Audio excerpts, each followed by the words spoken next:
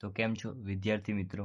આજે આપણે BCom sem 4 SY BCom semester 4 એમાં કોસ્ટ એકાઉન્ટ 2 એટલે કે પડતર હિસાબી પદ્ધતિમાં ચેપ્ટર પહેલું જોવાના છે, એકમ પડતર પદ્ધતિ.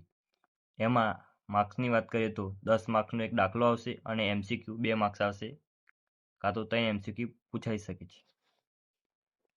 તો આ ઇન્ટ્રોડક્શનનો વિડીયો રહેવાનો છે, તેથી આપણે થોડીક થિયરીની દાખલાને લગતી થિયરીની વાત કરીએ તો એમાં સૂત્રો છે એ તમારે તૈયાર કરી લેવાના છે. તો પહેલું સૂત્ર છે પ્રત્યક્ષ માલ સામાન પ્લસ પ્રત્યક્ષ મજૂરી પ્લસ સીધા ખર્ચા બરાબર જે આવે તેને પ્રાથમિક પડતર અથવા મૂળભૂત પડતર કહેવાય. એટલે કે પ્રત્યક્ષ માલ સામાનમાં પ્રત્યક્ષ મજૂરી અને સીધા ખર્ચા ઉમેરવાથી પ્રાથમિક પડતર બને. પ્રાથમિક પડતરમાં કારખાનાના પરોક્ષ ખર્ચા બરાબર કારખાના પડતર બને. એટલે પ્રાથમિક પડતરમાં કારખાનાના બધા ખર્ચા ઉમેરતા કારખાનાની પડતર બને. ત્રીજું છે કારખાના પડતરમાં વહીવટી ખર્ચા, વહીવટ એટલે કે ઓફિસ ખર્ચા એ કારખાના પડતરમાં ઉમેરતા ઓફિસ પડતર બને અથવા ઉત્પાદન પડતર બને. ચોથું છે ઉત્પાદન પડતર પ્લસ વેચાણ વિતરણ ખર્ચ બરાબર વેચાણ પડતર અથવા કુલ પડતર. એટલે જે ઉત્પાદન પડતર અથવા ઓફિસ પડતરમાં વેચાણ વિતરણ ખર્ચ ઉમેરતા વેચાણ પડતર અથવા કુલ પડતર બને. અને છેલ્લું છે વેચાણ પડતરમાં કે કુલ પડતરમાં નફો અને ખોટ માઇનસ, એટલે નફો ઉમેરવાનો અને ખોટ માઇનસ કરવાની બરાબર વેચાણ કિંમત.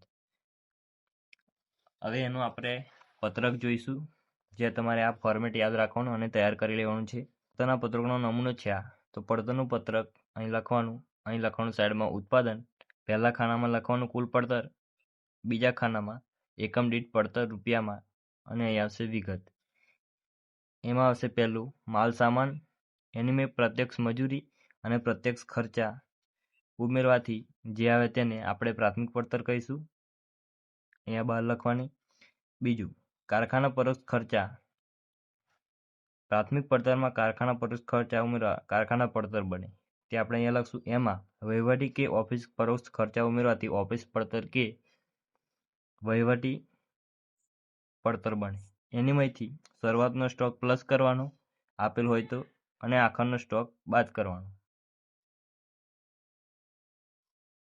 ઓફિસ પડતરમાં શરૂઆતનો સ્ટોક પ્લસ કરવાનો અને આખરનો સ્ટોક માઇનસ કરવાનો. જે હોય તેને ઉત્પાદન પડતર કહેવાય. ઉત્પાદન પડતરમાં વેચાણ વિતરણ પરોક્ષ ખર્ચા ઉમેરવાથી કુલ પડતર બને. એનીમાં નફો હોય તો પ્લસ કરવાનો અને ખોટ હોય તો માઇનસ કરવાની, અને જે આવે તેને વેચાણ કિંમત કહેવાય.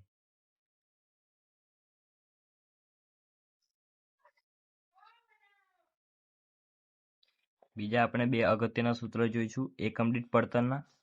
તેમાં પહેલું છે એકમ દીઠ પડતર બરાબર ઉત્પાદન છેદમાં કુલ પડતર. એટલે કે જે અહીંયા આ એકમ દીઠ પડતર શોધવાની, એમાં કુલ પડતર હોય એના ભાગ્યા ઉત્પાદન, એટલે જે આપણે ઉત્પાદન હોય એના ભાગ્યા કુલ પડતર કરીએ એટલે અહીંયા એકમ દીઠ રકમ જે આવે તે આવી જાય.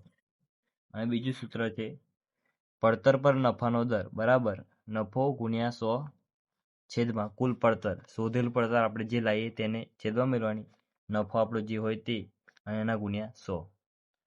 તો આપણો ઇન્ટ્રોડક્શનનો વિડીયો અહીંયા પૂર્ણ થાય છે. હવે આપણે જોઈશું દાખલા નંબર 29 એ આવતા વિડીયોમાં જોઈશું. જો તમને વિડીયો પસંદ આવે તો વિડીયોને લાઈક કરો અને તમારા મિત્રો સાથે શેર કરવાનું ભૂલતા નહીં.